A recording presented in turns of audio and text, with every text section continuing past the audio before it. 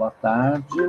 Então, hoje é dia 23/11, nossa aula de organização do trabalho pedagógico, e hoje a gente vai discutir aqui alguns aspectos normativos aí da legislação, né, que atende ao ensino médio. Então, a gente vai falar um pouco de parâmetros curriculares, diretrizes curriculares, BNCC e novo ensino médio. Então, é muita coisa que a gente vai tratar aqui hoje, tá bom? Eu vou projetar a minha tela para projetar os slides, e aí quem quiser perguntar alguma coisa, levantar a mão, eu não vou enxergar, então pode abrir o microfone, e eu também não enxergo o chat, tá? Então abre o microfone, por favor, que aí a gente vai conversando sobre... São muitas coisas aí que vão estar envolvidas, então não deixem passar, não. Ou anotem aí no caderno, alguma folha aí, e aí depois vocês me falem, né, para a gente não deixar passar coisas mal entendidas. Então, aí, eu coloquei como título, né, Base Comum Curricular, Parâmetros Curriculares e o Novo Ensino Médio. E não está no título aqui, mas a gente vai falar também de diretrizes curriculares. Bom, primeira coisa que a gente tem que entender é a diferença entre esses documentos, tá? Então, PCN ou Parâmetros Curriculares Nacionais, né?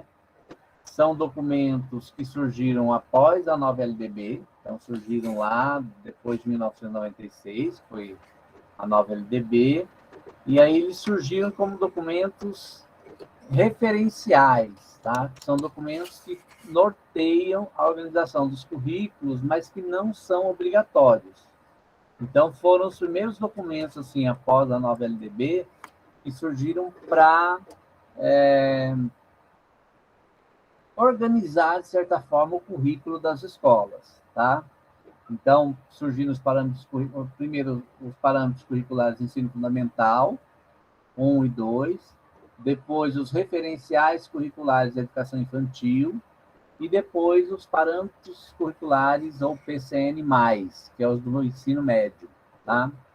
Então, eles orientam a montagem do currículo, eles falam de algumas coisas que devem conter no currículo, mas não é regra. Então, é uma orientação em cima daquilo que vai ser cobrado nos exames nacionais, como o Enem, como outras categorias de avaliação da educação básica, mas que, se a escola não quiser aderir, ela não tem nenhuma obrigação de aderir, tá bom? DCN são as diretrizes curriculares nacionais. As diretrizes curriculares nacionais, aí a gente vai ter, assim, desde lá de 96, né, quando surgiu a nova LDB, até aqui, mais recente, 2019, 2018, também tem diretrizes curriculares. Então, até depois da BNCC, do novo ensino médio, também tem diretrizes curriculares. Então, as diretrizes curriculares são documentos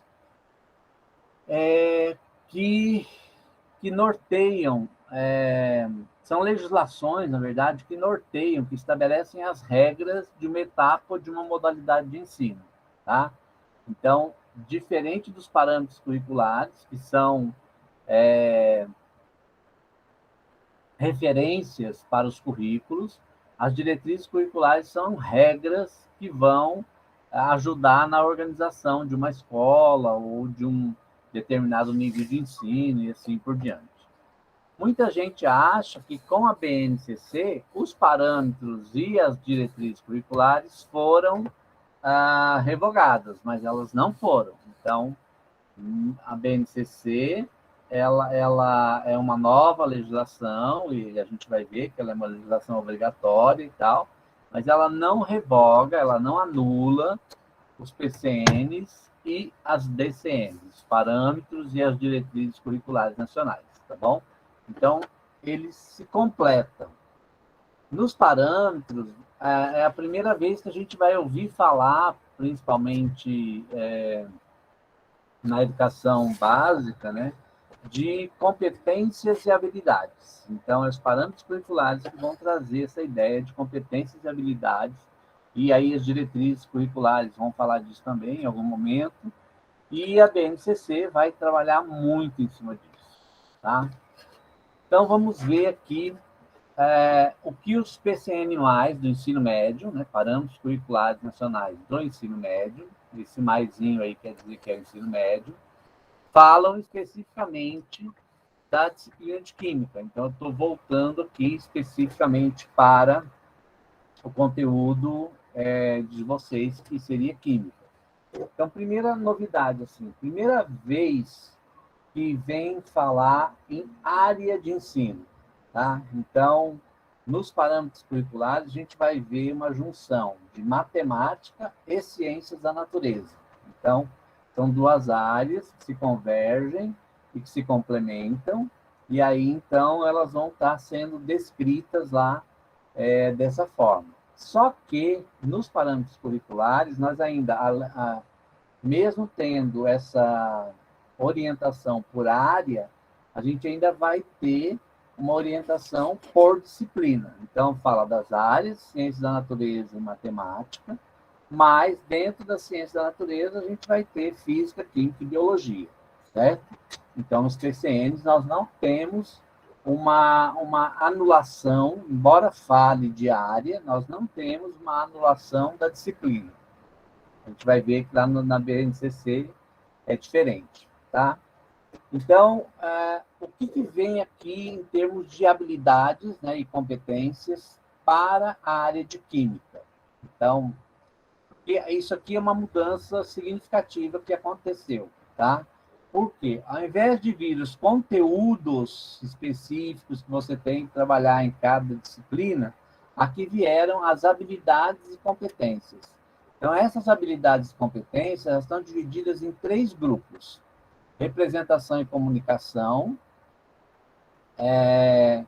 compreender e utilizar os conceitos químicos dentro de uma visão macroscópica, e a contextualização sociocultural. Então, são essas habilidades e competências que têm que estar prevista dentro dos conteúdos. Eu não consigo trabalhar habilidade sem trabalhar conteúdo. Então, eu vou trabalhar os conteúdos com vistas a estas habilidades. Só para a gente falar rapidinho assim, qual seria a diferença entre competência e habilidade? Habilidade é uma coisa que eu consigo treinar, e competência é algo mais amplo, é algo que o aluno adquire a partir de juntar o treinamento que ele teve em várias áreas, em várias situações, e aí então ele consegue aplicar isso de uma forma mais prática na vida, tá? Então, nesse primeiro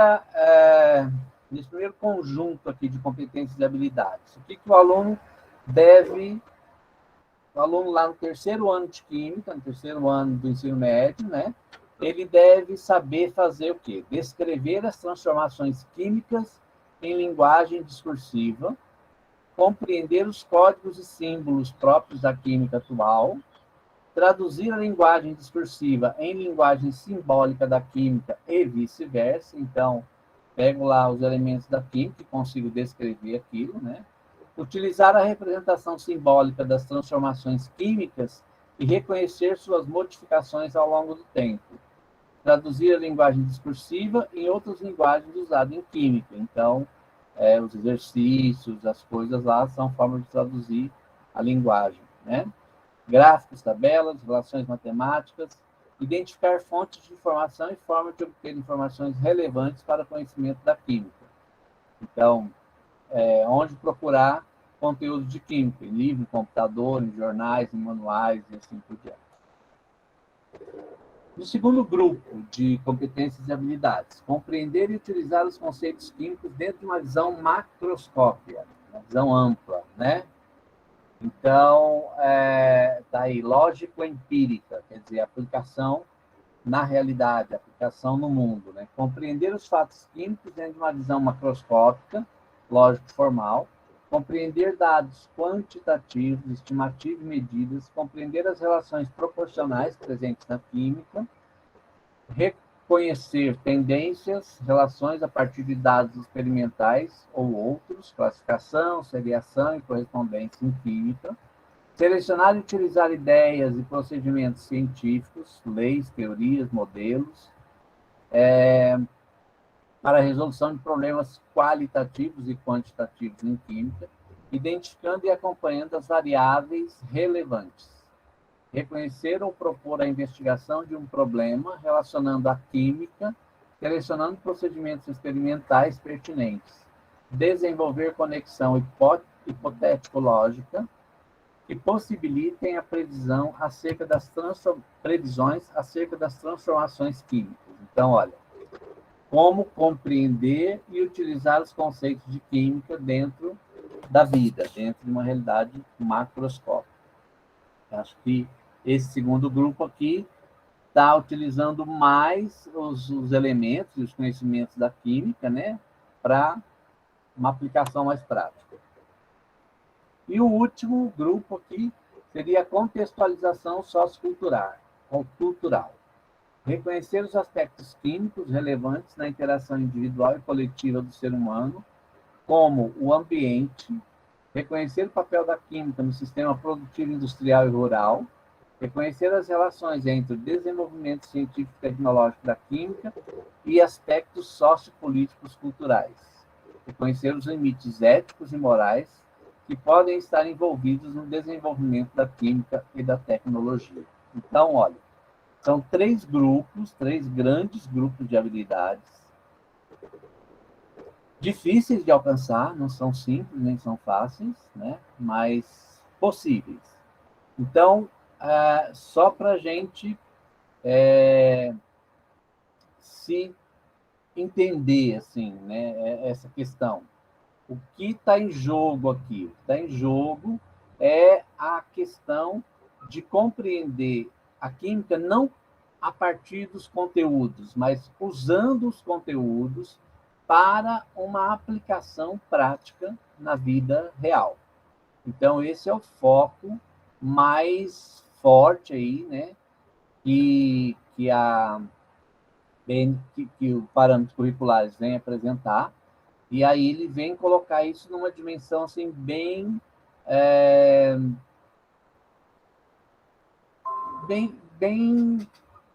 interessante, no sentido de tirar o foco do conteúdo e colocar o foco na habilidade e na competência. Ou seja, tira o foco do conteúdo pelo conteúdo e coloca o foco na aplicação do conhecimento na vida como um todo. Tá? Então, se coloca no sentido de potencializar uma aplicação mais prática dos conteúdos. Então, ó, isso está previsto lá na LDB, os parâmetros curriculares vêm reforçar essa ideia, tá? E aí, essa ideia depois ela vem mais forte ainda na BNCC, que a gente vai estudar daqui a pouco.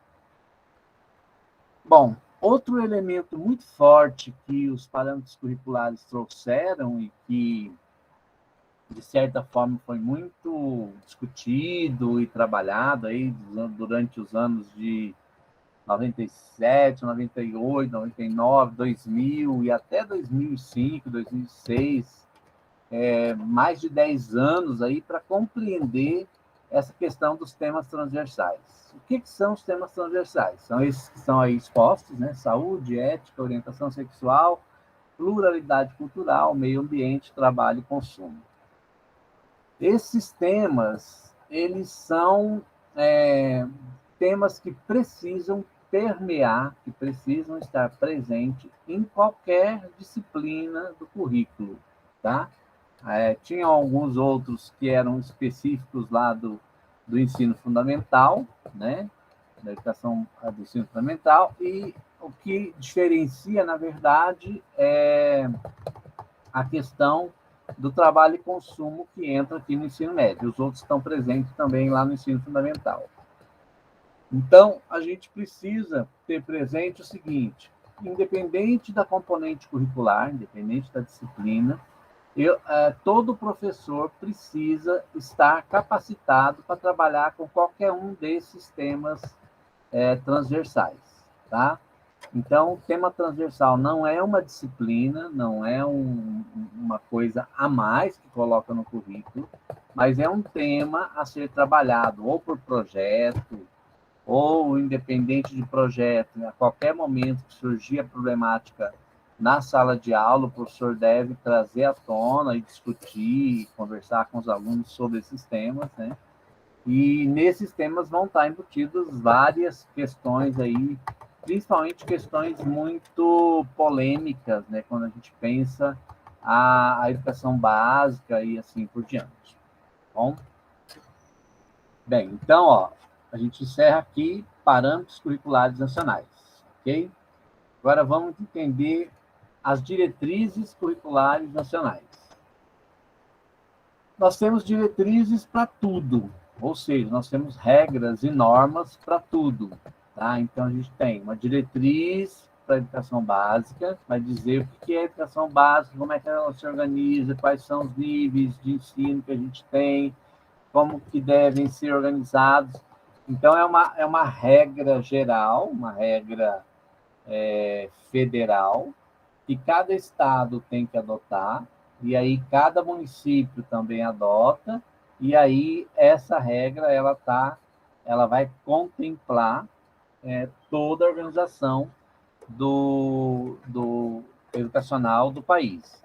Eu só selecionei aqui as que dizem respeito à educação básica, tá? Ensino fundamental 1, no caso tem educação infantil aqui, ensino fundamental 1, ensino fundamental 2 e o ensino médio. Mas existem também diretrizes para o ensino superior, diretrizes para a formação de professores, diretrizes para cada um dos cursos, para diferentes áreas e assim por diante. Então, vou só ler aqui para a gente saber quais são, porque lá no final da disciplina a gente vai trabalhar com essas diretrizes, tá? Então, diretrizes nacionais para a educação infantil, para o ensino fundamental de 9 anos, para o ensino médio, para a educação profissional técnica de nível médio, diretrizes operacionais para a educação básica nas escolas do campo, diretrizes operacionais para a educação especial. Por que essas aqui são operacionais? Porque a educação no campo e a educação especial, ela tem que estar dentro das outras diretrizes, da educação básica, da educação infantil, do ensino fundamental para 9 anos, do ensino médio, mas se ela for uma escola do campo, ela vai ter uma operação diferente, então aí vai ter ali algumas regrinhas. Se ela for uma escola especial, como a gente tem alguns modelos de escola especial que só são escola especial, então ela vai ter outra operacionalização, tá? Diretrizes nacionais para a oferta de educação de jovens e adultos em situação de privação de liberdade nos estabelecimentos penais. Ó, então, tem uma regra para oferecer educação lá dentro das prisões, tá? Diretrizes da educação de jovens e adultos, seja, né? Da educação escolar indígena. Então, as escolas indígenas têm uma regra específica para a educação lá dentro daquelas escolas. Para atendimento da educação escolar de crianças, adolescentes, jovens em situação de itinerância. O que é isso aqui? São aquelas pessoas que moram em circo, que moram em parques, que moram ciganos, são pessoas que não têm uma moradia fixa. Então, existe uma diretriz específica para atender essas crianças e adolescentes, né, e jovens que estão em situação de itinerância, que vivem mudando de lugar. Tá? Então, existe uma regra ali para atender essas pessoas. Educação escolar quilombola, então a gente tem as comunidades quilombola, e assim como a gente tem as comunidades indígenas, então a gente tem uma diretriz específica também para atender essas comunidades. Tá? Diretrizes curriculares nacionais para a educação das relações étnico-raciais e para o ensino de história e cultura afro-brasileira e africana. Então, essa aqui é uma lei que vem colocar a necessidade de se trabalhar, né, em história e artes a questão da cultura afro-brasileira, né? E vem colocar também como é que a gente tem que trabalhar essa questão das relações étnico-raciais, né? Diretrizes nacionais para a educação em direitos humanos, diretrizes curriculares para a educação ambiental. Então, eu peguei aqui todas que pegam aí esse arcabouço da educação básica. Educação infantil, fundamental 1 e 2 e ensino médio, tá? Então, todas essas diretrizes, elas estão em voga, elas estão valendo e elas servem como orientação, como regra, como lei, para a gente fundamentar os planos de cursos, planos, daí mudar um pouco de nome de instituição para instituição, mas são desde dos projetos pedagógicos até os planos de curso de cada nível de ensino e de cada modalidade de ensino. Nível é educação básica, ensino fundamental 1 e 2, e educação infantil são as etapas, aí, ensino médio, né? E nível superior também nós temos diretrizes que vão ajudar a compreender e a organizar. Bom, chegamos aqui na BNCC. O que é a BNCC? Base Nacional Comum Curricular. A BNCC, ela está desde 1996 sendo discutida por vários profissionais aí da área de educação, dentro do Conselho Nacional de Educação, para determinar o que seria uma base nacional comum curricular, ou seja, uma base que todos os estabelecimentos de ensino do país teriam que cumprir, é o mínimo que teriam que cumprir. Então, isso teve muita discussão, teve muito vai e volta, teve muita questão político-partidária e politicagem, política de instituições aí envolvidas com a educação, para ser aprovado. Por fim, foi aprovado esse texto em 2017, né? Tem gente que acha que isso é muito novo, mas não é. É de 2017 e é um documento obrigatório para todas as instituições de educação básica do país. Educação infantil, ensino fundamental 1, primeiro a quinto ano, ensino fundamental 2, do sexto ao nono ano, e ensino médio do primeiro ao terceiro ano. Não importa se a escola é pública ou se ela é particular, se ela é municipal, se ela é estadual ou se ela é federal. Então, todas as escolas têm que cumprir essa regrinha chamada Resolução CNE, Conselho Nacional de Educação, CP, Câmara Plena, de 2017. Então, é Resolução 2 de 2017. Então isso aí vai dizer qual é o currículo da escola? Não, ela não vai dizer qual é o currículo, mas ela vai normatizar uma parte, que seria a parte comum do currículo. Nós vamos entender já já o que se entende como parte comum, tá? De maneira bem geral, ela enfatiza a educação integral, as aprendizagens essenciais e competências. Olha, então volta aqui a palavra competência, ela vem agora com uma força muito maior e ela vem dando outros entendimentos diferentes daquilo que estava colocado ou previsto lá nos PCNs, tá? Então, nós temos aqui, 10 competências gerais da educação básica que estão previstas lá na BNCC. Então, bem no geralzão, né? As competências são conhecimento, pensamento científico, crítico e criativo, senso estético e repertório cultural, comunicação, cultura digital, autogestão, argumentação, autoconhecimento e autocuidado, empatia e cooperação e autonomia. Então, esses são os pontos de partida, né? São as 10 competências que estão presentes na BNCC e que o aluno, ao final do ensino médio, ao final da educação básica, tem que ser capaz de dominar isso aí. Tá? Então, vou ler só alguns, não vou ler todos aqui desse outro lado, mas só para a gente ter uma ideia. Conhecimento para entender a realidade, continuar aprendendo e colaborar para a construção de uma sociedade justa, democrática e inclusiva.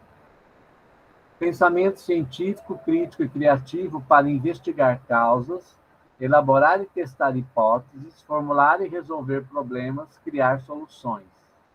Pensamento senso estético e repertório cultural para fruir e participar das diversas práticas de manifestação e produção artístico-culturais. Comunicação para partilhar informações, ideias e sentimentos por meio de diferentes linguagens e produzir sentidos que levem ao entendimento mútuo. Cultura digital para se comunicar, acessar e disseminar informações, produzir conhecimentos e resolver problemas com protagonismo. Não vou ler todas, né? Mas todas elas estão aí, então, justificadas, né? Para que o aluno precisa ser competente em conhecimento, competente em pensamento crítico, competente em ciência estética, competente em comunicação, competente em cultura digital, competente na autogestão, né? Então, tudo isso vai levar a uma característica própria que o conhecimento vem adotar e vem trazer no sentido de proporcionar a capacidade aí de conhecimento. Bom, isso aqui é o geral. Desde a educação infantil até o ensino médio, vamos trabalhar com isso. Só que em cada etapa, em cada fase ali do ensino, a gente vai ter um nível de complexidade. Então, lá na educação infantil, vou trabalhar com conhecimento? Sim, mas eu vou trabalhar com conhecimento no nível da educação infantil. Com pensamento científico, no nível da educação infantil, né? E assim por diante. Então, esses níveis de complexidade, eles vão aumentando à medida em que o aluno vai passando de uma etapa para outra da educação, tá? Então, no ensino fundamental 1, nós já vamos ter lá algumas coisas mais especificadas. No fundamental 2, do sexto ao nono ano, outras coisas mais solidificadas. E no médio, a gente tem que fechar. Ele tem que dar conta desse movimento todo que está aqui nessas 10 competências, tá bom? É bastante complexo, não é simples, não. Bom, eu trouxe essa imagenzinha aqui para a gente entender a diferença entre o que estava lá nos parâmetros curriculares e o que está aqui na BNCC. Então, olha, no ensino fundamental, todas as disciplinas, tá? Língua portuguesa, arte, educação física, língua inglesa, matemática, ciência, geografia, história e ensino religioso, eles devem, então, juntar aquelas competências, mas elas ainda vão trabalhar separadamente nesses componentes curriculares, tá?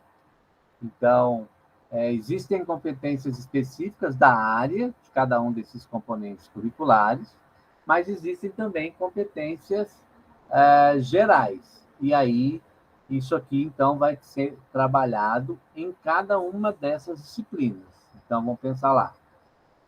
Do primeiro ano do ensino fundamental ao nono ano do ensino fundamental, nós vamos ter essas disciplinas divididas nessas áreas, tá? Mas ainda são trabalhadas como disciplinas, tá bom? Então, anos iniciais, do primeiro ao quinto ano, e anos finais, do sexto ao nono ano. E no ensino médio, que é o que é mais focado para a gente aqui. No ensino médio, nós só vamos ter 2 disciplinas. Quais são as disciplinas do ensino médio? Língua portuguesa e matemática. E as outras disciplinas, professor? Não existem mais disciplinas. Existem áreas de conhecimento. Nós já vamos ver quais são essas áreas de conhecimento para vocês identificarem onde vocês se encaixam. Tá bom? Então, no ensino fundamental, todas essas disciplinas. No ensino médio, só essas 2, língua portuguesa e matemática. Os outros conhecimentos serão trabalhados em áreas específicas. Então, pegando aqui já o ensino médio, que é o nosso foco. Vocês estão sendo formados, ou vocês eram formados até então, pensando em ser professores de química. Química só tinha no ensino médio, certo? Hoje, nós não podemos mais pensar em vocês como professores de química. Nós temos que pensar em vocês como professores de ciências da natureza. Já acontecia isso na prática, era muito comum o professor de química, o professor de biologia ou o professor de física assumirem a disciplina de ciências lá no ensino fundamental, tá? Então, no ensino fundamental, tem a disciplina de ciências, fundamental 2, normalmente, a disciplina de ciências, e aí o professor, independente de qual área ele é formado, se é física, química ou biologia, ele assumia essa disciplina de ciências. Agora, aqui para a BNCC, não existe professor de física, não existe professor de química, não existe professor de biologia. Existe professor de ciências da natureza, tá bom? Então, vamos ver. Quais são as áreas do conhecimento? Esse amarelinho aí. Áreas do conhecimento definidas nas diretrizes curriculares nacionais para o ensino médio são... Então, olha, quem definiu as áreas de conhecimento? Não foi a BNCC, foi as diretrizes curriculares para o ensino médio, certo? Isso já estava lá nos PCNs, tá? E está de volta aqui. Quais são as áreas? Linguagens e suas tecnologias, matemática e suas tecnologias, ciências da natureza e suas tecnologias, ciências humanas e sociais aplicadas, e há competências estabelecidas para cada uma dessas áreas. Aí vocês olhando aqui, de repente falam assim, mas não falou lá que tinha português e matemática? Agora não aparece português aqui? Português, ele está dentro da área de linguagens e suas tecnologias, tá? Mas na BNCC vai dizer que, além de trabalhar na área de linguagens, o português ainda vai trabalhar sozinho. Matemática já está sozinha aqui, e as outras disciplinas não aparecem aqui, ó. Então, ciências da natureza e suas tecnologias. O que é isso aqui? Biologia, física e química. Ciências humanas e sociais aplicadas. O que é isso aqui? História, geografia, filosofia, sociologia. Tá? Nas linguagens, além do português, nós vamos ter uma língua estrangeira, é o inglês, no caso da BNCC, ela só fala de inglês. A educação física, o português e a artes, tá? Então, está na área de linguagens. Então, não existe no ensino médio, de acordo com a BNCC, a disciplina de artes, a disciplina de educação física, a disciplina de inglês, a disciplina de química, a disciplina de física, a disciplina de biologia, a disciplina de geografia, a disciplina de história, a disciplina de filosofia e a disciplina de sociologia. Elas não existem enquanto disciplina. Elas existem enquanto áreas que congregam essas disciplinas, certo? E aí, como é que fica, professor? Se não existe, não vai. Quem que vai ser o professor de linguagens? Bom, aí cada sistema de ensino vai utilizar o seu sistema e definir essas regras. A BNCC não diz como é que isso vai ser. Aí é cada sistema de ensino que vai ter que e se organizar, tá bom? Quais são os componentes curriculares obrigatórios para esta etapa? Língua portuguesa e matemática. Componente curricular ou disciplina. Língua portuguesa e matemática. E há competências específicas para cada uma delas, certo?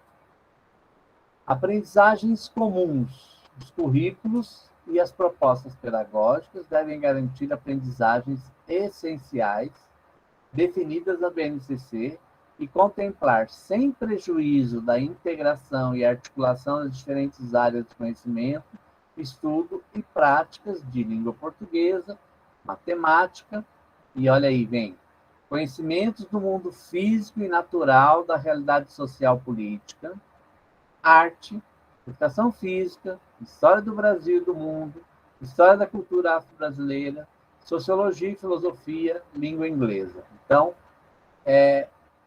está aqui colocado de uma forma meio complicada, como é que vai ser, e se a gente tivesse que enxergar aonde está a química aí, a gente diria que está nesse conhecimento do mundo físico e natural, tá? Então, essa ideia que está por trás de tirar a disciplina ou o componente curricular e colocar a área para ter o foco aí.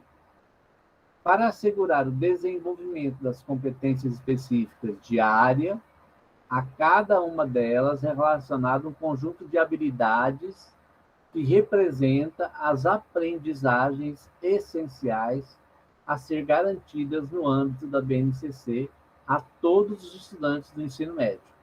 Elas são descritas de acordo com a mesma, estruturada e adotada no ensino fundamental. Tá bom? Gente, eu estou falando muito rápido, vocês estão compreendendo? Abre o microfone aí e diz alguma coisa.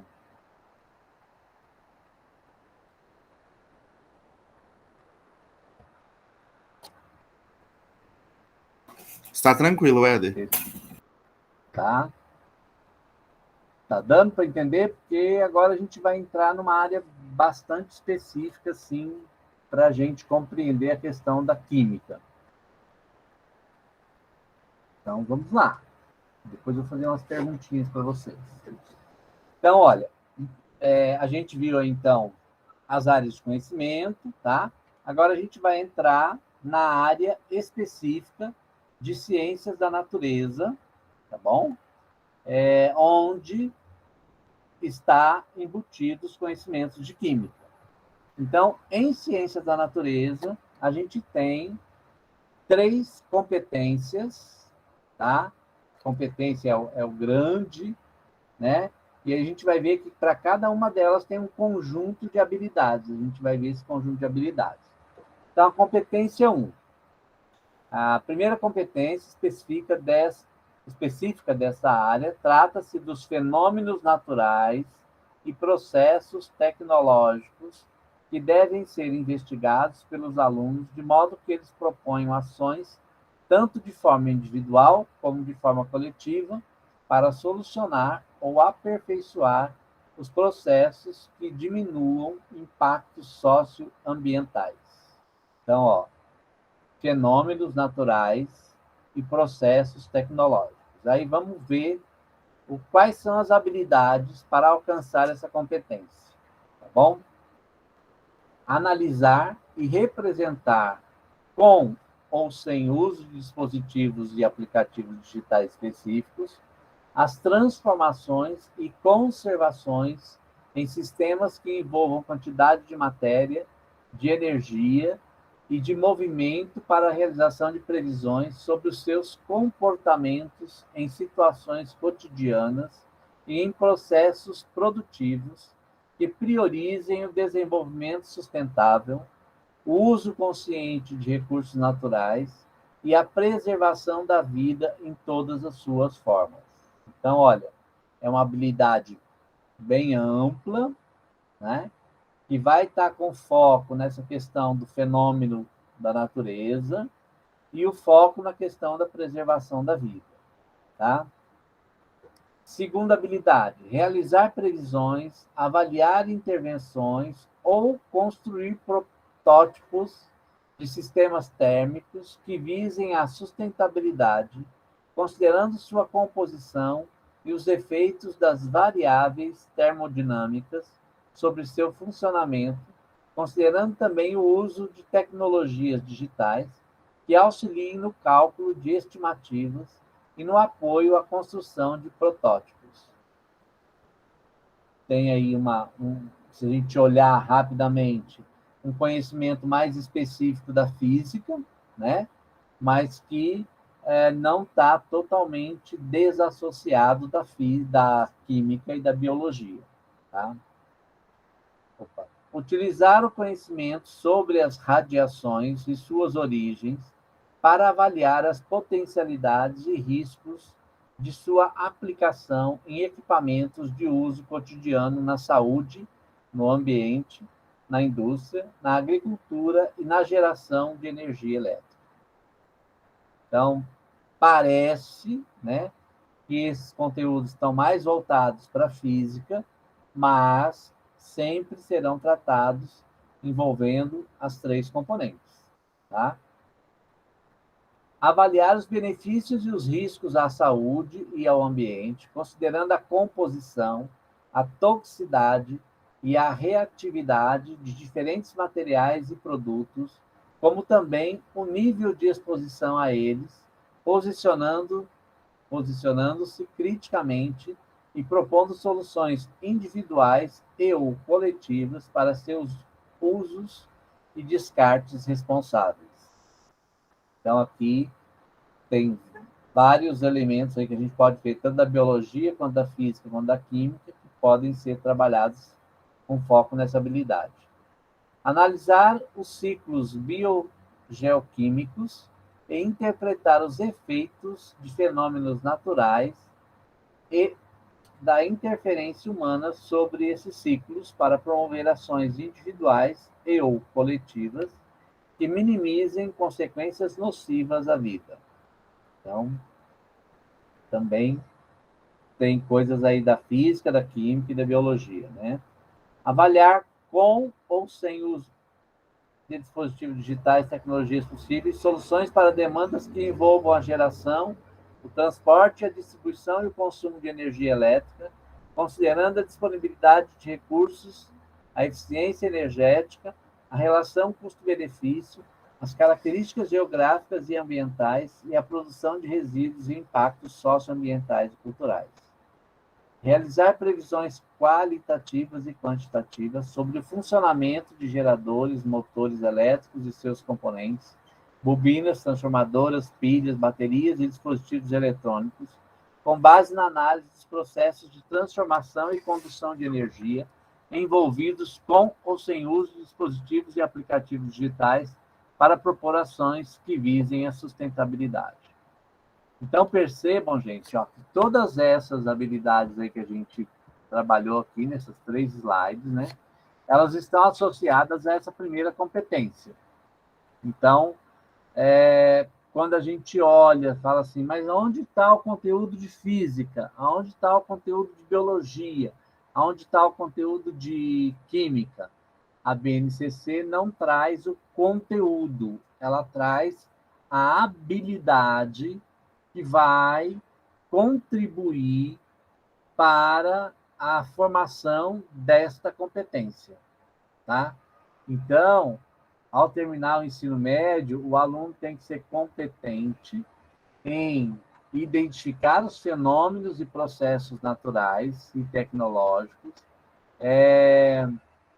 propondo ações de forma individual ou coletiva para solucionar e aproveitar os processos que diminuem os impactos socioambientais. Tá? Mas, professor, como é que a gente vai medir isso? É uma dúvida que a gente tem. Não sei como é que a gente vai medir. Segundo o que está previsto nas regras, tanto da BNCC quanto do novo ensino médio, o novo Enem, o novo processo seletivo aí, ele vai trabalhar visando essas competências e não os conteúdos, tá? Então, a área de ciências da natureza vai cobrar se o aluno é competente para isso, vai colocar um problema lá, e ele vai ter que resolver esse problema usando seus conteúdos de física, química e biologia para realizar, para se mostrar competente nessa área aí. Ok? Segunda área de competência é a segunda competência específica que a BNCC reserva para a área de ciência da natureza, diz respeito à vida. Vida que se refere à Terra e do cosmos. Nessa competência, o discente deve observar e utilizar interpretações dessas questões, além de fundamentar e defender escolhas éticas. Então, vamos ver quais são as habilidades que estão relacionadas com essa competência.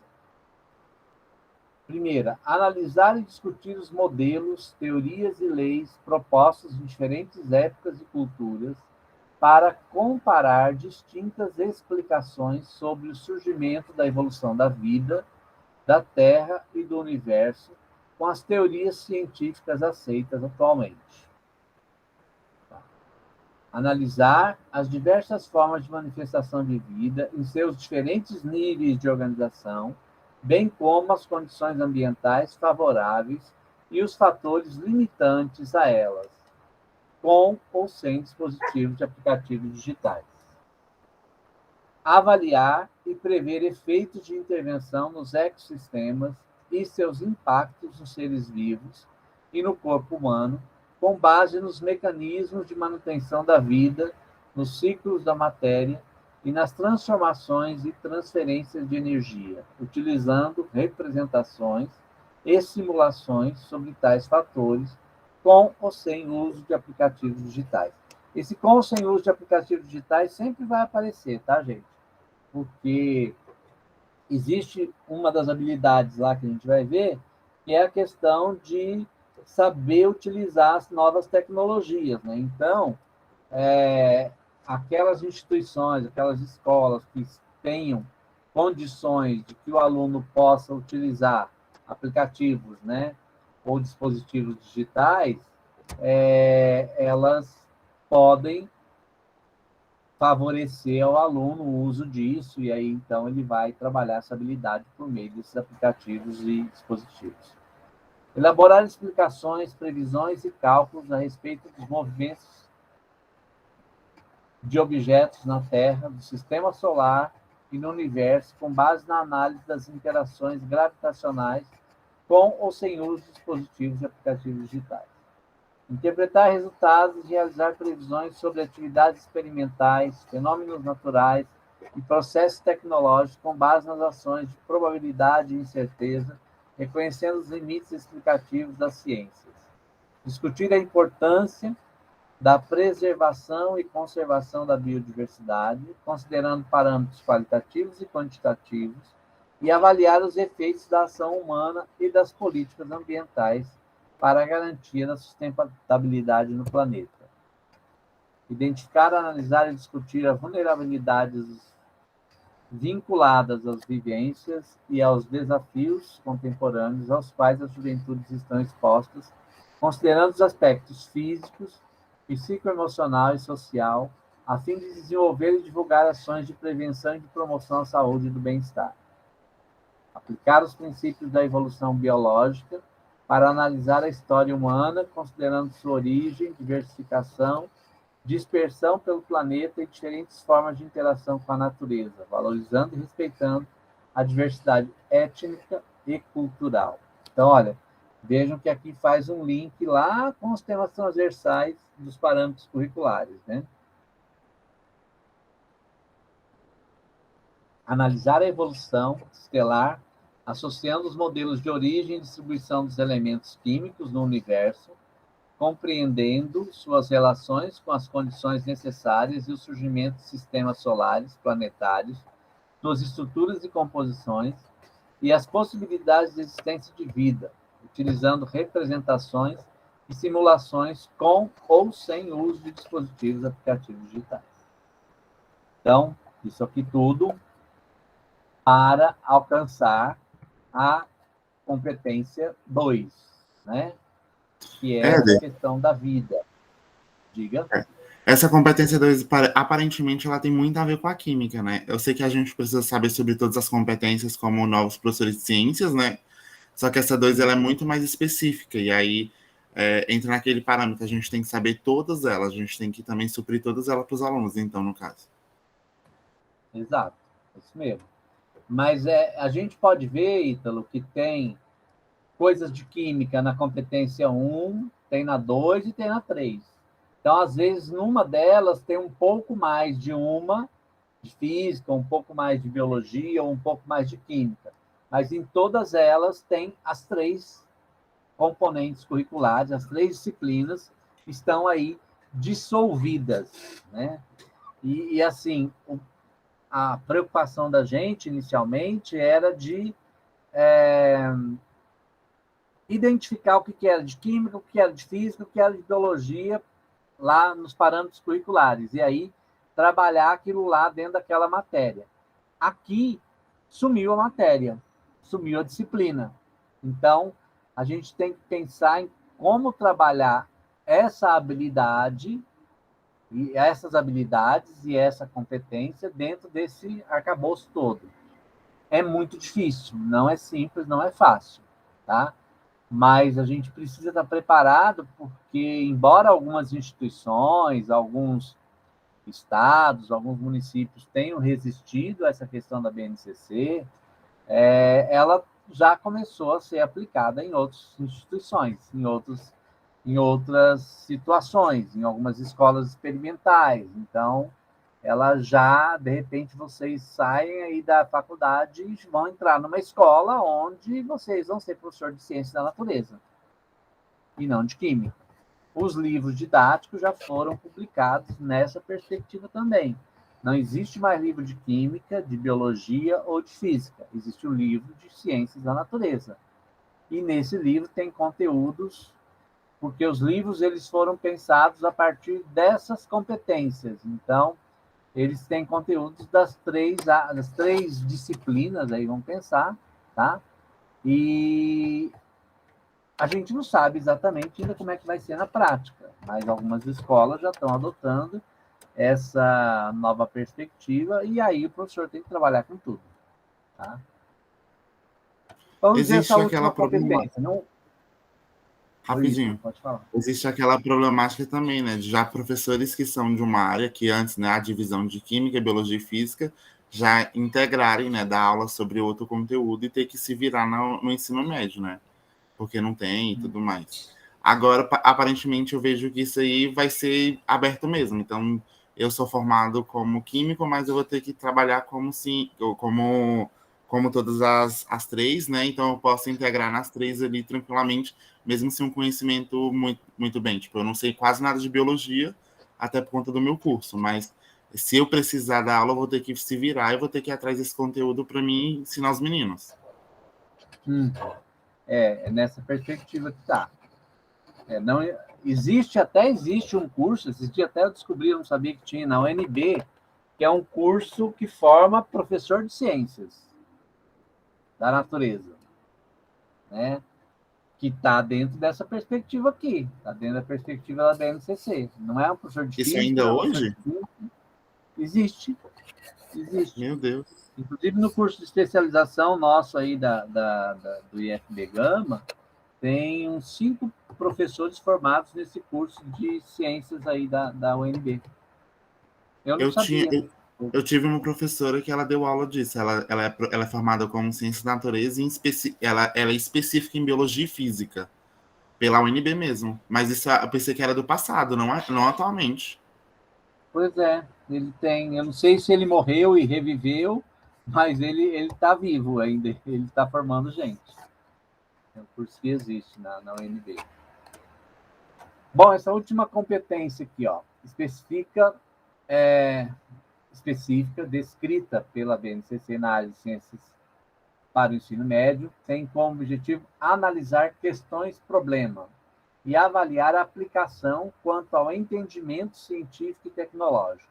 Então, olha, quando a gente pensa lá, o pessoal está trabalhando com PBL, ó, já está dentro dessa competência aqui, tá?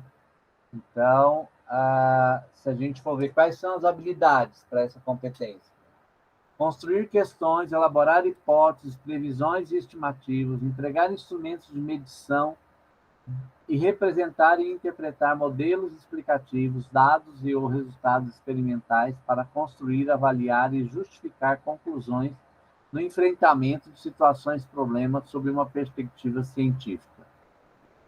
Comunicar para públicos variados, em diversos contextos, resultados e análises de pesquisas, experimentos, elaborando e interpretando textos, gráficos, tabelas, símbolos, códigos. Então, está muito relacionado com a questão da pesquisa, com a comunicação em pesquisa, né? Interpretar textos envolvidos em atividades cotidianas, aplicando conhecimentos da ciência da natureza para justificar o uso de equipamentos e recursos.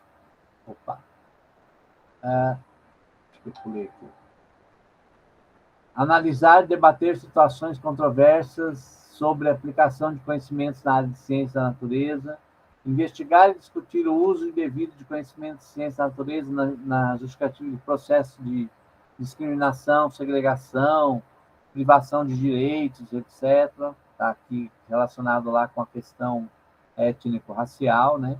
Avaliar os riscos envolvidos em atividades cotidianas, aplicando conhecimentos da ciência da natureza para justificar o uso de equipamentos e recursos, bem como comportamento de segurança, visando a integridade física, individual e coletiva, socioambiental, né? A questão da educação ambiental também está presente aqui. Analisar propriedades materiais para avaliar a adequação e seu uso em diferentes aplicações, propor soluções seguras e sustentáveis, considerando seu contexto local e cotidiano. Investigar e analisar o funcionamento de equipamentos elétricos e eletrônicos, analisar questões socioambientais, políticas e econômicas relativas à dependência do mundo atual em relação aos recursos não renováveis, investigar e analisar os efeitos de programas de infraestrutura e demais serviços básicos e identificar as necessidades locais ou regionais em relação aos serviços, a fim de avaliar ou promover ações que contribuam para a melhoria da qualidade de vida nas condições de saúde da população. Então, ó, se a gente parar para pensar aqui, né, quais são os grandes, assim, as grandes mudanças, as grandes transformações, né, que o que tem assustado a maioria das pessoas aí em relação ao ABNCC, a gente percebe que o grande vilão, a grande transformação, o que está por trás aí de toda a resistência em relação à BNCC, primeiro é essa questão de acabar com as disciplinas separadas, cada uma na sua caixinha. Tá? Então, é um desafio que a gente tem, né, em perceber assim como é que isso se completa, né? Como é que isso se realiza de verdade dentro de uma perspectiva mais ampla, que seria como aplicar isso lá na escola. Como é que isso vai chegar na escola no dia a dia? Um choque que a gente já teve este ano foi o de ter que escolher o livro didático, né? Então, ter que escolher o livro didático foi um choque, porque, primeiro, embora a lei seja de 2017, 2017, 18, 19, 20, 21, 4 anos, né? Ela não foi trabalhada, não foi estudada, e existe muita resistência sobre ela, no sentido de ser aplicado diretamente na escola, tá? Se fosse cumprir as determinações do jeito que está descrito lá na lei, agora, a partir de 2022, em todas as escolas já tinha que iniciar esse processo da BNCC, desde a educação infantil até o ensino médio. Tá? Não existe, né? Então, com a história da pandemia, com essa história toda que a gente está vivenciando aí, ficou um negócio muito mal, sim, resolvido e tal, e aí ficou em aberto e estão tentando prorrogar esse prazo. Muitas instituições, a gente chama de sistemas de ensino, estão resistentes à aplicação da BNCC, e a resistência vem em nome de ter tirado o foco de uma educação mais ampla, de uma educação mais humana, e colocado foco numa educação mais voltada para o dia a dia, para o uso, para aquilo que a gente, de certa forma, tem uma certa resistência, porque acha que o aluno, conhecendo as várias coisas, ele vai um dia conseguir juntar todo esse conhecimento e vai direcionar esse conhecimento, vai juntar tudo que está em cada caixinha, em cada disciplina, e juntar esse conhecimento todo, ele vai ficar sábio, porque ele vai conseguir resolver os problemas da vida. A BNCC, ela trabalha numa outra perspectiva. Ela diz, olha, os conteúdos precisam ser trabalhados diretamente para resolver os problemas da vida prática. Isso numa dimensão de uma discussão mais teórica, o que vai acontecer? Acontece essa ideia de que, então, está tirando a capacidade de erudição, de pensamento mais amplo, e colocando tudo voltado para uma prática, que é uma prática vivencial, e não uma prática mais teorizada. Diga aí. Então, o currículo em movimento deixa de existir mesmo. Que é porque eu não sei, eu estou perdido ainda nisso. Eu estou muito focado em currículo em movimento, não sei se ele deixa de existir por conta disso ou não, ou só segue as diretrizes mesmo, que ela não deixa de existir. Não, Ítalo, eu não entendi sua pergunta. O currículo em movimento, porque ele não é assim, ele não envolve o conteúdo que a gente precisa ensinar para os alunos, porque eu sei que ele vai ser alterado. O currículo em movimento, ele é um documento do sistema de ensino do Distrito Federal, certo? Assim como tem um lá para Alagoas, assim como tem um para São Paulo, cada estado elabora um documento. Então, tem a lei nacional, que é a lei, né, federal, aí os estados pegam dessa lei federal e fazem a sua lei local, estadual. Aí o município pega da lei estadual e faz a lei municipal, né? Então, o sistema de ensino, ele cria um documento dizendo como é que vai ser o ensino naquele seu sistema. O currículo em movimento, ele foi criado a partir da LDB e dos parâmetros curriculares nacionais. Então, ele tem um tempo de vida, ele não, na época que ele foi editado, na época que ele foi produzido, não existia BNCC. Então, agora, o Conselho Distrital, Conselho Estadual de Educação do Distrito Federal, está discutindo como é que vai ser a implantação da BNCC no Distrito Federal. Então, aí eles vão criar um outro documento, pode ser até o mesmo nome, né, currículo em movimento, não tem nenhum problema, porque como ele é em movimento, ele está em constante mudança, mas normalmente esses documentos eles começam a ter as caras do governo que está em voga. Então, dificilmente um governo pega o mesmo documento de outro governo. Então, provavelmente vai criar um outro documento, sei lá que nome vai chamar, e aí vai dizer como é que vai ser a implantação da BNCC. Aqui em Brasília ainda a gente não tem isso. Então, está sendo criado, está sendo pensado aí pela Secretaria de Educação, pelo Conselho Estadual de Educação, e, com certeza, o que eu sei que nós temos aqui em Brasília são algumas escolas piloto que estão começando a implantar a BNCC nas escolas, né? O estado de Goiás já implantou. Então, o estado de Goiás já criou um documento, já tem lá um documento que diz como é que vai ser a implantação da BNCC nas escolas de ensino fundamental 1 e 2. O ensino médio eu não sei se já tem, mas no fundamental já tem. Então, assim, cada sistema de ensino tem que criar o seu documento para dizer como é que vai ser essa implantação, certo? No caso, o IFB, ele faz parte de um sistema de ensino federal, a Rede Federal de Educação. Então, mas o IFB, o que tem a ver com o BNCC? Não é só da educação básica? O IFB tem o ensino médio integrado. O ensino médio integrado faz parte da educação básica, tá? Então, o IFB, os IFs, na verdade, os IFs, né?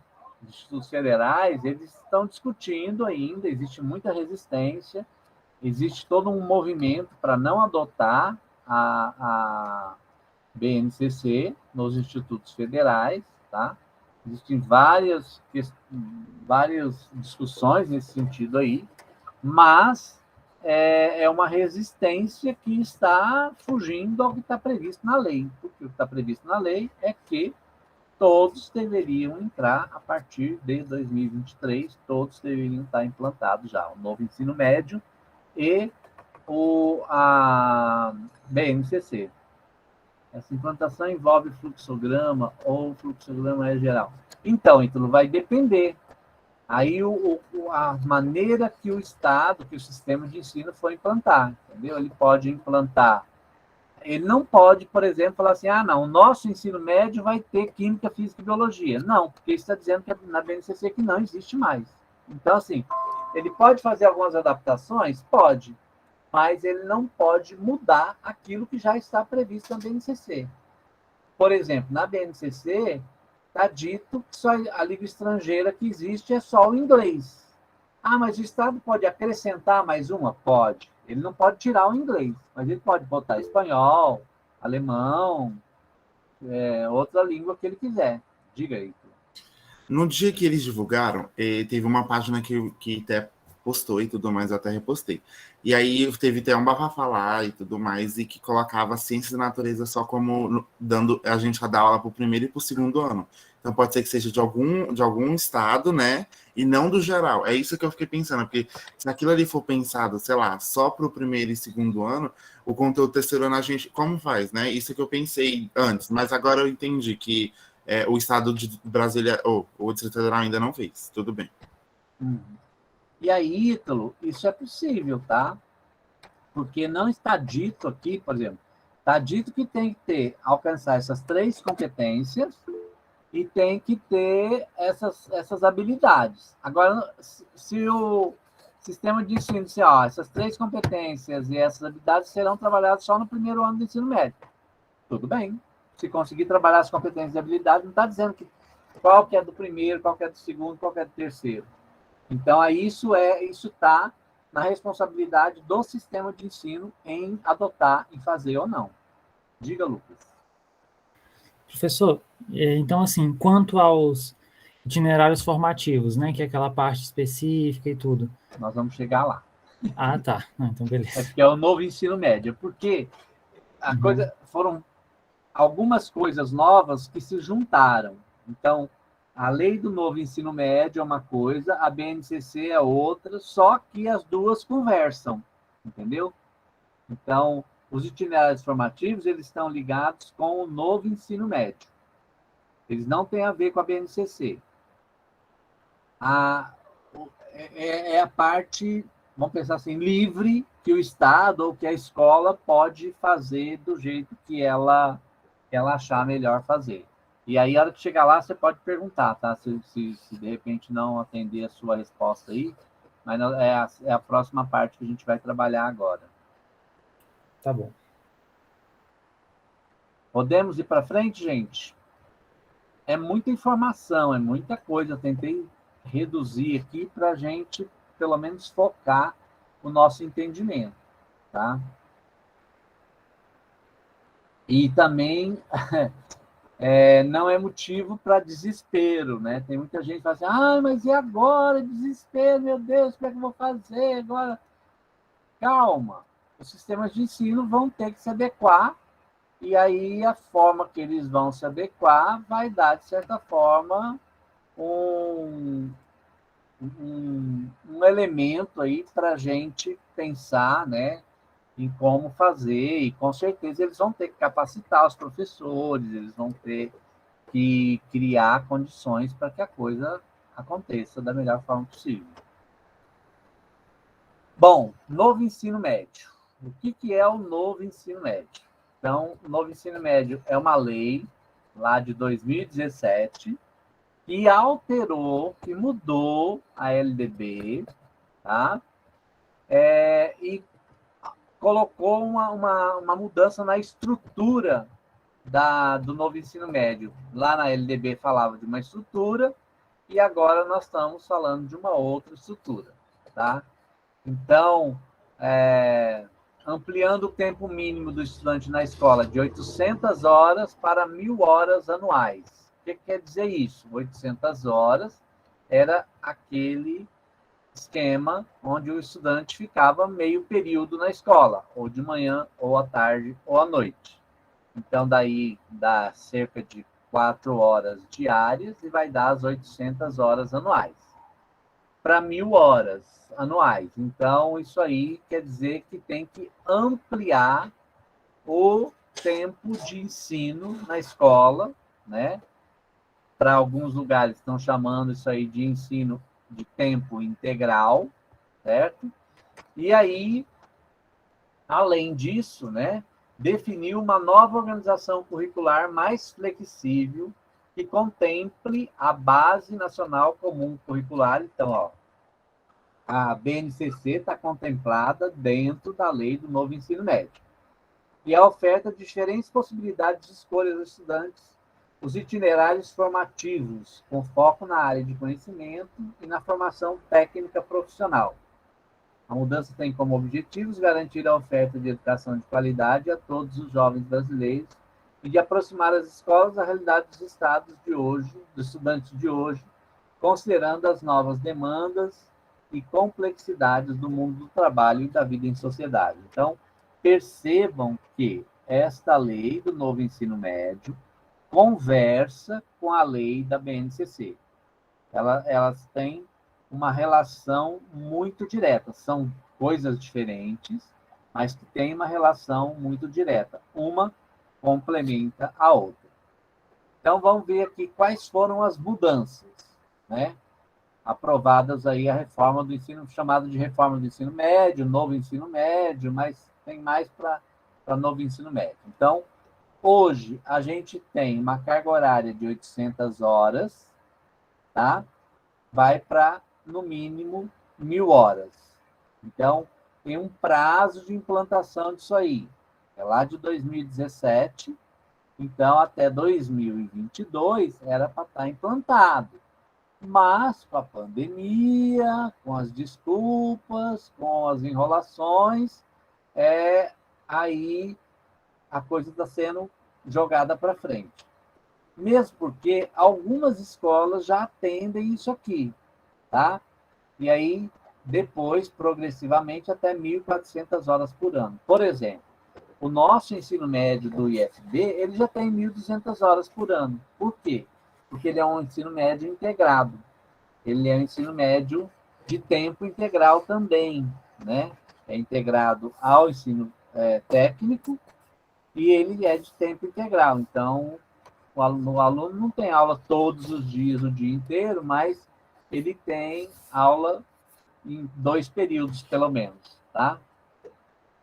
O currículo obrigatório: matemática, português, estudos e práticas de educação física, artes, filosofia e sociologia. Só isso aqui que é obrigatório. O resto não é obrigatório. Então, olhem para isso aqui. Tem física? Não. Essa física aqui é educação física. Tem biologia? Não. Tem química? Não. Tem História, não. Tem... Olha como é doido isso, tá, gente? Tem inglês? Não. Então, ó, currículo obrigatório, português, matemática, estudos e práticas de educação física, não fala direito o que é isso. Artes também não fala, que tem que ter artes nos 3 anos, tem que ter conhecimento de artes. Filosofia e sociologia. Então, está tudo muito amplo. E aí, cada sistema de ensino vai pegar isso aqui e vai organizar. Então, ó, vou colocar português e matemática em todos os anos. Vou colocar educação física num ano, artes em outro, filosofia e sociologia em outro. Está livre, ele está atendendo ao que está na regra aqui. Tá? E aí vem a história dos itinerários formativos. O que são itinerários formativos? São caminhos, são linhas, trilhas, pode chamar de vários nomes aí, que o aluno vai traçar para ele se aprofundar em algumas disciplinas. Então, olha aí, além de cursar as disciplinas obrigatórias, estudantes escolherão diferentes, dentre as opções oferecidas pela escola, um dos itinerários formativos. Então, aí volta lá para aquela determinação que tinha lá nos parâmetros curriculares, e vem na LDB também. Linguagens, matemática, ciências da natureza, ciências humanas e sociais e formação técnica profissional. Então, as escolas, de acordo com as suas condições, elas vão oferecer algumas possibilidades de itinerário formativo. E o estudante vai escolher qual dessas áreas ele vai se aprofundar. Então, o itinerário formativo é uma área de aprofundamento. Então, ó, obrigatoriamente, ele tem que ter português, matemática, educação física, arte, filosofia e sociologia. Não fala em quais anos e em que situação. Lá na LDB, na BNCC, desculpa, vai dizer que obrigatoriamente ele só vai ter português e matemática. Tá? Vai reduzir isso aqui. Quem levantou a mão pode falar. Foi eu. Esse negócio de escolher não é errado, não? É obrigatório ou é escolher mesmo? Eu tô confuso. Então, é escolha. O problema é como que a escola, ou quais escolas vão conseguir oferecer a quantidade de itinerários formativos. Né? E outra coisa que se questiona muito é, um menino de 14 anos, lá no início do ensino médio, ele tem condições de escolher já, não, eu não quero estudar ciências da natureza, eu quero estudar só ciências humanas e sociais. Então, assim, há muita crítica nessa história aqui, exatamente por isso, porque o momento dele escolher, né, que é muito precário ali, muito novo para escolher, e a questão de não ter contato com outras áreas. Então, assim, dentro dessa perspectiva, fica uma pendência. Outra pendência problemática que a gente tem. Nós estamos aqui em Brasília, a maioria das nossas cidades, elas têm mais de uma escola de ensino médio e tal, mas a gente vai pelo interior do Brasil afora aí, e a gente vai ter cidades que têm uma única escola de ensino médio. E será que essa única escola de ensino médio vai ter condições de oferecer mais de um itinerário formativo? Mais de um caminho para o aluno escolher? Ou ela vai escolher um só? Né? Pode falar. Isso envolve o Enem. Esse negócio a escolha que tá um problema, porque assim, isso vai muito além, isso não tá certo, não. Então, de acordo com o que está prescrito, o Enem ele vai ser realizado de acordo com o itinerário formativo. Aí os críticos da reforma do ensino médio e os críticos dessa questão da BNCC e tal, eles vão dizer o seguinte, olha, isso aqui é uma forma de mascarar e dizer o seguinte, que os filhos das classes menos abastadas vão ser obrigados a fazer uma formação técnica, profissional, e não vão ter a oportunidade, vamos pensar assim, de ter acesso aos outros itinerários, e automaticamente eles não vão entrar na universidade. Quando a gente vê essa postura do governo Bolsonaro aí, em algumas colocações, em algumas falas e tal, o ministro da Educação falando que a universidade não é para todos, corrobora essa crítica. Realmente fala, tá, realmente dá isso mesmo. Por outro lado, quando a gente vê as pessoas que são a favor, né, dessa reforma e colocam isso como uma possibilidade de escolha, que o aluno vai ter como escolher o caminho que ele quer e tal, não vai ser obrigado a estudar tudo, aquilo que ele não gosta, aquilo que ele não tem facilidade, não sei o quê, não sei o quê. Então, a gente tem um outro discurso. Aí, eu estou tentando não tomar partido aqui para que vocês possam ter claro o que está por trás disso aqui, e aí cada um pensar aquilo que acha que deve. Pode dizer, quem está com a mão levantada. A gente vai ter que tomar partido. Mas assim, é outro ponto. A gente entende que o aluno do ensino médio ele não tem voz. A gente sabe que essa é a realidade. Quem tem a voz por ele são os pais deles. Se tem o direito da escolha, quem vai escolher por ele serão os pais, porque obviamente vai vir um recadinho no braço para o aluno levar para o pai e para a mãe, para o pai e a mãe responder por ele e falar bem assim: eu não quero que meu filho estude matemática nem ciência da natureza porque ele não é bom nisso, mas o professor vai ter algum vínculo nisso, a escola vai ter que direcionar os pais também, porque querendo ou não, quem vai escolher é os pais por alunos. Tem muito aluno que não tem voz até hoje em dia. Depois de muito tempo que sai da escola, o aluno ainda não sabe o que escolher. Imagina no ensino médio. Essa é uma questão séria, né, Ítalo? Porque a gente sabe que um adolescente aí de 14 anos, ele tem muita dificuldade para escolher. Por exemplo, quando a gente pensa aí no ensino médio do campus nosso lá, né? Os alunos que vão lá, ou os pais que vão lá se inscrever, vão pelo nível de ensino que tem no campus, e não pelo curso técnico que tem lá. Então, a maioria, no primeiro dia de aula, você pergunta assim, por que escolheu o curso de Química? Aí ele fala assim, não sei, meu pai que fez a inscrição para mim aí eu passei, eu fui sorteado, então eu entrei, né? Por que escolheu o curso de alimentos? Não sei, porque eu acho que eu queria comer. Tem alguns que respondem isso, inclusive. Então, assim, a gente percebe que é real essa questão da dificuldade de escolha, de não saber o que quer, né? Chega no final do ensino médio, não sabe, né? Muitos de vocês estão aí na faculdade e também estão em dúvida se é isso mesmo e tal, não sei o quê. Então, assim,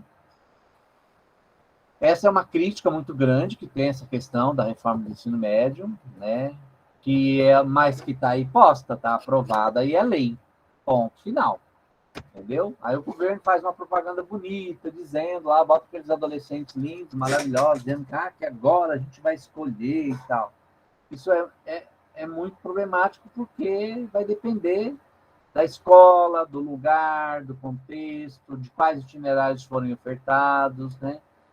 Porque isso aí, de certa forma, soluciona alguns problemas. Por exemplo, falta de professores numa determinada região, numa cidade que não tem professores da área de ciências da natureza, não tem professor de física, de química e de biologia. Então, eu não ofereço esse itinerário. Solucionei o problema da escola, mas não do aluno. Porque o aluno que quiser fazer, o que ele vai ter que fazer? Vai ter que mudar de escola, de cidade, de região. E aí, como é que é isso? É tranquilo assim?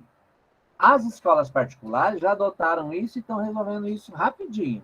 Elas oferecem vários itinerários como forma de aprofundamento de estudos. E aí o aluno quiser fazer, ela tem uma parte que é obrigatória, que todo mundo tem que fazer, e aí ela amplia, porque aqui, quando fala da obrigatoriedade, ela está dizendo, é no mínimo isso, mas se você quiser oferecer mais, tudo bem. Então, é no mínimo português, matemática, educação física, arte e filosofia. Mas se quiser oferecer todas as matérias aqui como obrigatória, beleza, vai ampliar, inclusive, a carga horária. Vai atender a lei. Tá? E aí, os itinerários são formas de aprofundamento. Então, as escolas particulares têm oferecido isso. Elas oferecem todas na básica. E aí, o aluno que quiser se aprofundar em mais alguma em química, em física, em biologia, e aí eles criaram um monte de outras coisas, né? Aí o aluno pode se aprofundar.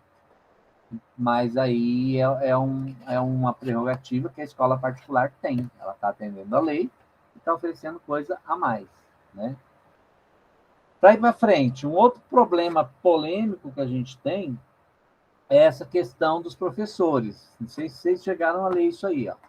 Fica autorizada a contratação de profissionais com notório saber para ministrar conteúdos das áreas afins à sua formação, exclusivamente para atuar na educação técnica profissional. Então, tem lá sei lá, um marceneiro na cidade, e aí a escola resolve oferecer um curso técnico em marcenaria. Então, ela pode contratar lá um professor que não seja formado, mas que tenha prática de marcenaria para atuar na educação técnica e profissional. Diga. Eu não sei se você chegou a ler o que eles agora que eles colocaram para contratar novos professores substitutos. Tem uma parte lá que é só de professores técnicos, de enfermagem, engenharia, de informática, bem técnico mesmo. Eu achei interessante, não vou negar, porque eu achei super inclusivo colocar também essas pessoas nessa área. Só que é esse problema que você falou. Aqui Brasília é tudo perfeitinho, é um mundinho. Quando a gente vai para fora não tem essas pessoas, não tem isso. Aí vai contratar o padeiro, vai contratar o pai do fulano, o tio do ciclano. Ah, não, eu tô muito injuriado com isso. Tô Porque é gostando aquela não. coisa, o que é esse notório saber, né? Quem é que vai certificar esse notório saber, né? Então fica uma coisa muito assim, qualquer um pode virar professor. Já é assim hoje, qualquer um vira professor. Imagina colocando isso na lei, né?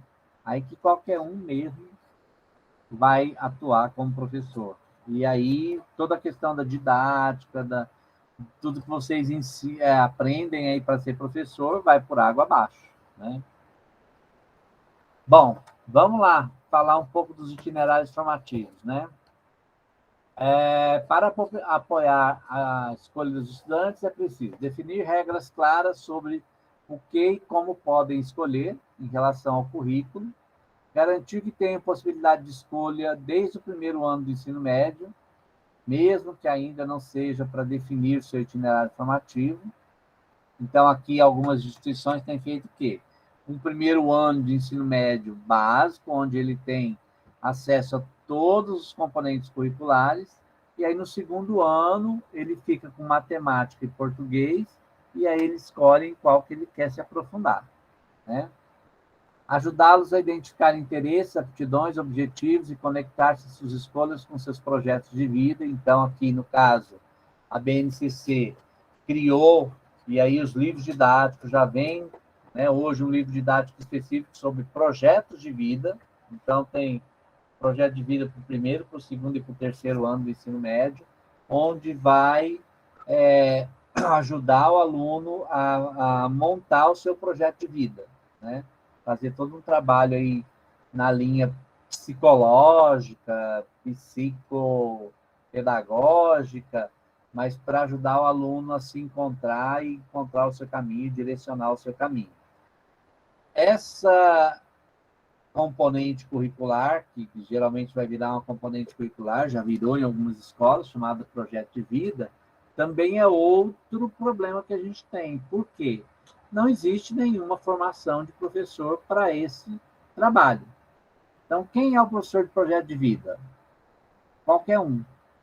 E aí, como é que isso vai se organizar, né? Como é que a instituição vai trabalhar com isso? Também é um negócio que fica muito no ar, muito sem um ponto dito para bater o martelo. E aí vai depender. A gente acredita que vai ter instituições que consigam fazer um trabalho super legal com isso, né? E outras que vão fazer um trabalho de faz de conta, porque não tem pessoas capacitadas, formadas e tal, para direcionar um trabalho desse, né? E outro elemento interessante, permitir que mudem o itinerário formativo, que aproveitem os estudos realizados no itinerário anterior, em caso de mudança. Então, aqui também é uma perspectiva que que vai surgir aí, né, de como fazer essa mudança. O cara fez um itinerário formativo todo na área de exatas, aí ele quer ir para a área de humanas. Como é que aproveita esses conhecimentos, né? Como é que consegue direcionar isso aí? Então, são coisas que na lei são muito bonitinhas, tá muito linda, maravilhosa, mas que na prática é muito confuso. E aqui, né, tá o ideal do que seria a implementação do ensino médio, do novo ensino médio. Então, 2021, os alunos que entraram no ensino médio em 2021, esse ano, já era para ter entrado dentro dessa dimensão do novo ensino médio. 2022, eles estariam na segunda série, 2023 já estaria fechando o ciclo e todo mundo já estaria com esse novo ensino médio. Em função da pandemia, em função da enrolação, em função da incompetência e de vários outros fatores, da resistência, isso não aconteceu, tá? Então, isso foi empurrado para o ano que vem, mas que a maioria dos lugares também no ano que vem não vai acontecer, tá? Então, o que está acontecendo na prática? Algumas instituições estão trabalhando com o novo ensino médio, algumas, poucas, mas estão, tá? Outras instituições, outros sistemas de ensino estão experimentando, tá? Experimentando, fazendo algumas escolas experimentais, e a partir dessas experiências eles vão criar as situações, né, de implantação ou não. Em outros lugares, já criou uma regra e já implantou e bola para frente. Tá? São Paulo parece que já está assim, tem Rio de Janeiro, parece que o município do Rio de Janeiro já implantou. Então, assim, está muito... A desculpa maior tem sido a pandemia. Então, em função da pandemia, ainda não se implantou e está trabalhando nessa perspectiva. Mas é uma desculpa, é um álibi interessante, porque a maioria das instituições não estão preparadas para isso. O que pegou todo mundo de surpresa e foi assim um choque, né, de realidade, foi a escolha do livro didático, o PNLD, Plano Nacional do Livro Didático. Por quê? Porque os livros didáticos já vieram todos adaptados de acordo com a BNCC, de acordo com o novo ensino médio. Tá? Então, assim, foi um baque, foi um susto, foi um atropelo aí para um monte de gente, porque primeiro veio o livro dos projetos. Então, para cada área tem um livro de projeto, e mais o projeto de vida. Então, não é de conteúdo, é de projetos aplicados a cada área. Tem um livro de projetos para ciências da natureza, um livro de projetos para linguagem, um livro de projetos para ciências humanas, um livro de projeto para matemática, um livro de projeto para português. Aí depois veio um segundo livro, que seria o livro de conteúdos. Aí veio um livro para matemática, assim, veio o livro para o professor escolher, tá? Um livro de matemática, um de português, um de linguagens, um de inglês, um de ciências da natureza e um de ciências humanas.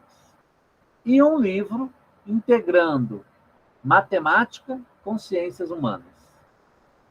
Não é com ciências da natureza, é com ciências humanas mesmo. Então, assim, pegou todos os professores de surpresa, porque os professores não tinham nem entendido a BNCC, nem o novo ensino médio, e já tiveram que escolher um material que vai vir para a escola a partir de 2022. Então, os livros que tem no ensino médio, fundamental, eles duram até esse ano. A partir do ano que vem, chegam esses livros novos. E aí, por exemplo, pegando o caso de vocês, o livro de Ciências da Natureza. Ele vem em uma coleção com 6 livros, cada livro com um tema. Um livro é sustentabilidade, o outro é vida, o outro é natureza, o outro... E nesses livros, nesses 6 livros, tem em todos eles, em cada um deles, tem conteúdo de física, de química e de biologia. No 1, no 2 tem conteúdo de física, química e biologia. No 3, conteúdo de física, química e biologia. No 4, então, não dá para falar assim, o professor de física adota o livro 1, o professor de biologia adota o 2, o professor de química adota o 3. Não dá, porque os conteúdos estão dissolvidos dentro daqueles temas que o livro traz. Então, o livro traz um tema geral, trabalhando a competência e a habilidade, e aí os conteúdos das disciplinas estão dissolvidos ali no meio. Tá? Dica aí. Então, o aluno ele vai receber os 6 livros no primeiro ano do ensino médio. Ele já vai ter todo esse bolo. Vai depender de como o sistema de ensino, de como a escola vai organizar. Mas, em princípio, ele poderia receber os 6 livros ali. Entendi, tá bom. Ou, de repente, a escola vai dizer assim, não, no primeiro ano do ensino médio, nós vamos trabalhar o volume 1 e o volume 2 de Ciências da Natureza. No segundo ano, volume 3, volume 4. E no terceiro ano, volume 5, volume 6.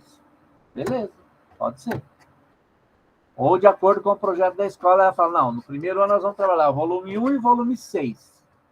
No segundo ano, nós vamos trabalhar só o volume 2. E no terceiro ano, nós vamos trabalhar o volume 4. E o 5 a gente não vai trabalhar. Pode ser também. Então, tudo isso vai depender, então, do novo parâmetro que vai ser criado para as diretrizes que eles vão colocar, né? Tipo assim, o professor tal, o de ciência vai dar tal área, tal conteúdo, porque eu acredito que eles ainda vão ter que desmembrar, porque... É porque eu estou pensando muito na química. Vai depender muito da escola, aí. Vai depender muito da instituição. E dos professores que ela tem na instituição, né? Mas essa questão dessa divisão, de continuar a divisão da química, da física e da biologia, eu acho que ela pode até acontecer agora, temporariamente, numa perspectiva de dar conta dos professores que eu tenho, mas se essa lei perdurar, né, que é outro aspecto também que a gente tem no Brasil, que é muito problemático, as leis acabam durando pouco tempo, muda o governo, aí o governo vai e muda todas as leis, né? Então, vai ficar complicado, né? Ou a escola vai assumir mais uma coisa ou mais outra. Então, de repente, na escola lá eu tenho um professor efetivo de física, mas eu não tenho de química e de biologia, então vou focar mais na física. Na outra, tem professor de química, não tem nas outras áreas, então vou focar mais na química. Então, assim, eu acho que essas situações elas vão ser muito de acordo com cada realidade. Então, mas é problemático, não é simples, não. Eu vi rapidinho, eu vi um problema lendo aquela edital para a prova dos professores substitutos, que nas sub-áreas, né? O licenciado em química, ele só pode entrar como professor de química, tipo assim, na área dele. Ele não pode, tipo, até então, no coisa passada, né? Ele não pode se submeter à licenciatura em biologia porque ele não tem conhecimento. Ele não pode se submeter à licenciatura em física porque não tem conhecimento. Mas, se ele teve alguma matéria, tipo, parece que é 120 horas na grade dele, ele pode exercer. Ali tudo bem. Só que eu vi que eu, como licenciado em química, eu só posso entrar na licenciatura em química. O de biologia pode entrar em química, biologia e até matemática. Eu não achei isso legal. Mas química não pode entrar em matemática, não? Não pode. O química só pode entrar em química. O biologia pode entrar nos 3 e física pode entrar nos 3. Eu não entendi o porquê. Não sabia, não. Eu achava que poderia, pelo menos matemática, eu tinha certeza, porque a carga horária que vocês têm de matemática é grande, né? E também tem lá um negócio lá do ensino fundamental, né? O ensino fundamental também, eles não aceitam licenciatura em química, aceitam em biologia e física. Eu fiquei, uai, como assim? Não faz sentido. Não, mas o fundamental aceita, senhor. Estava isso no edital? Oi, Caio, não te ouvi. A última vez que eu vi, o fundamental aceita, assim, química, física e biologia para licenciar ciências. Normalmente aceita, assim. Para a área de ciências, do ensino fundamental 2, vai aceitar física, química e biologia. Só se houver algum edital específico que aí não aceitasse. Mas normalmente aceita. E aí é o seguinte, às vezes no edital não aceita, mas a hora que você está lá na escola, não tem professor de matemática. Vai. Você é obrigado, só vai. Quem é o mais próximo? É mais química, física, né? Aí vai atuar como professor de matemática, né? Essa carga mista, essa coisa é muito comum. Às vezes no edital não aceita, mas na prática, porque não tem professor, né? E aí é excepcional, regime excepcional. Bom, mas é isso, gente. Era mais para a gente ter essa noção mesmo. Então, assim, retomando alguns aspectos, só para a gente fechar aqui. Parâmetros curriculares ainda persistem, eles não foram anulados pela BNCC. Diretrizes curriculares ainda persistem, não foram anuladas pela BNCC. BNCC coloca a ideia de áreas de conhecimento, obrigatório apenas matemática e português, o resto são coisas a mais. A mais pode ter? Pode, sem problema nenhum. E o novo ensino médio também casa com as ideias da BNCC, coloca a ideia de itinerários formativos, que é essa ideia do aluno escolher qual itinerário ele quer fazer, né? E aí, cada sistema de ensino vai... Isso é tudo federal, isso é tudo lei geral, colocada pelo MEC, pelo Ministério da Educação e Conselho Federal de Educação, Nacional de Educação. Cada estado vai ter que se adequar, e aí no caso do DF, é o currículo em movimento, ou um outro nome que vai ter o documento, para dizer como é que isso vai acontecer no seu sistema de ensino. Cada estado tem um sistema de ensino. As escolas particulares, elas vão ter que se adequar de acordo com o estado que elas estão. Então, mesmo que seja um colégio religioso que tem em vários lugares do país, ele, para ser autorizado aqui em Brasília, ele tem que estar de acordo com as instruções de Brasília. Para ser legalizado lá em São Paulo, ele tem que estar de acordo com as instruções de São Paulo, de Goiás e assim por diante, tá? Então, o que autoriza o funcionamento de uma escola particular é o sistema de ensino estadual daquele estado onde ela está.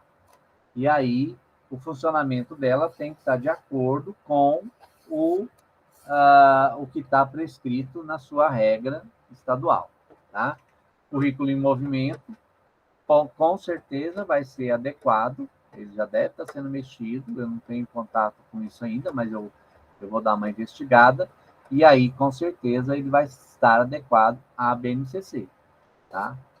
Porque os estados, geralmente, eles estão atrasados na implementação do novo ensino médio e da BNCC, mas não é uma questão de resistência, é diferente do que está acontecendo nos institutos federais.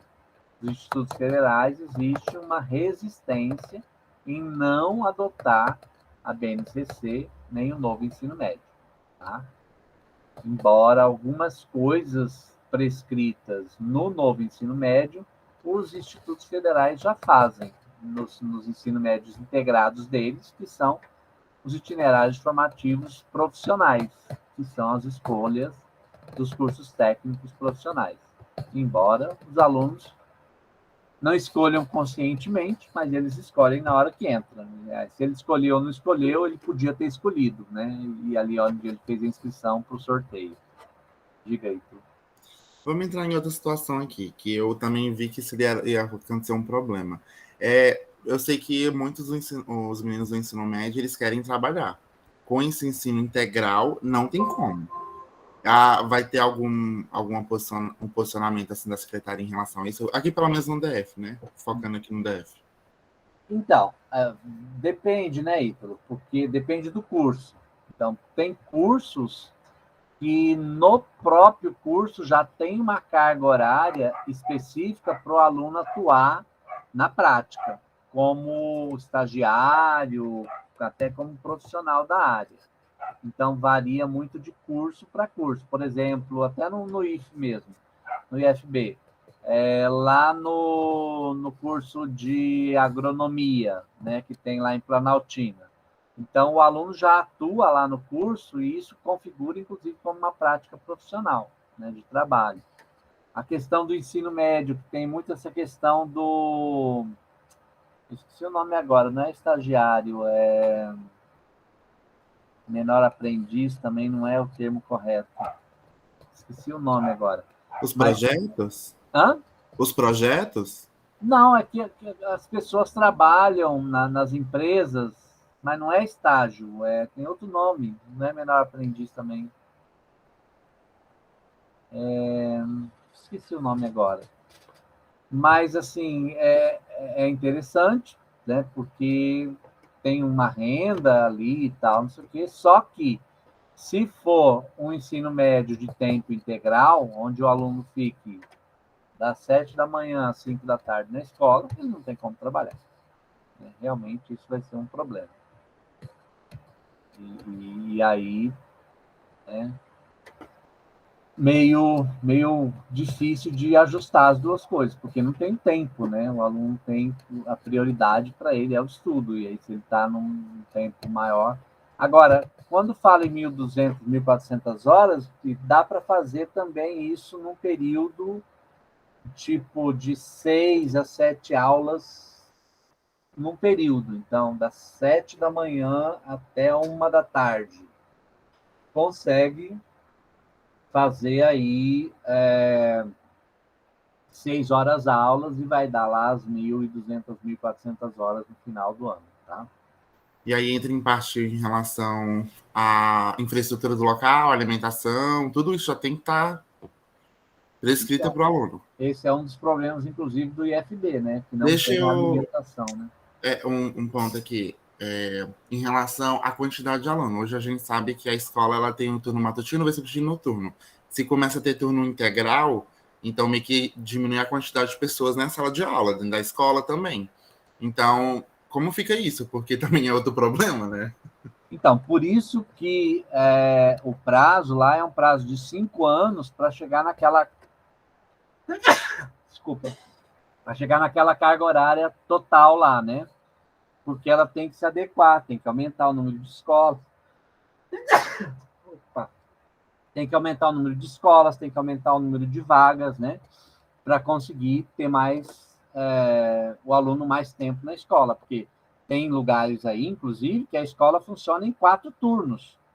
Tem manhã, matutino, tarde, vespertino e noturno. 5 turnos, inclusive. Então, tem uma turma que entra até às 11, outra que sai às 11, que entra às 11 e vai até às 3 da tarde, outra das 3 às 6, e aí tem o noturno ainda.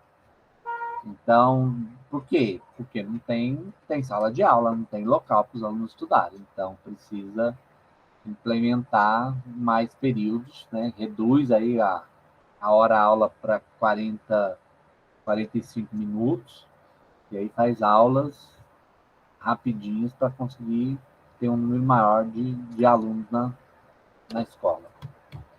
São problemas, Vitor, não há dúvida, são problemas a serem pensados e a tentar resolver. Né? Mas é aquela coisa que eu digo sempre, né?